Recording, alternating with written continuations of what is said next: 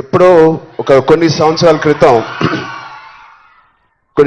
క్రితం న్యూస్లో మనం విన్నాం. అరౌండ్ 2014-15లో కొన్ని స్కూల్స్ బయట ఆల్మోస్ట్, అంటే నేను చదివిన స్కూల్స్ బయట గోలీ సోడాలు, పాప్సికల్స్ తినడానికి మేము బండిల దగ్గరికి వెళ్తాం.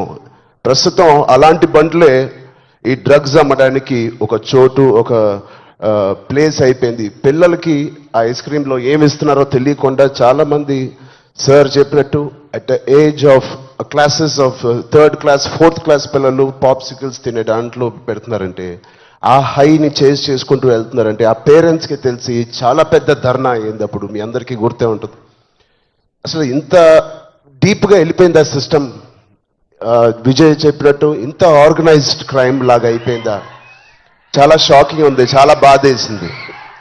అప్పుడులో అయితే I was not a parent, but today as a parent మేము ఇవన్నీ ఆలోచనలు వస్తున్నాయి. మన స్టేట్ కానీ, మన సిటీ కానీ, మనం పంపించే స్కూల్స్ కానీ. ఇప్పుడు ప్రస్తుతానికైతే ఇంట్లో ఏదో ఆడుకుంటూ హోమ్ స్కూలింగ్ చేపిస్తున్నాం, కానీ రేపు పొద్దున మా పిల్లల్ని బయటికి పంపించాలంటే మాకు కూడా అలా ఇలా ఉంటుంది. వీళ్ళందరూ చెప్పినట్టు it is all about being high that day. Vijay చెప్పినట్టు కూడా మంచి హార్మోన్స్ రిలీజ్ చేసి పొద్దునే వర్క్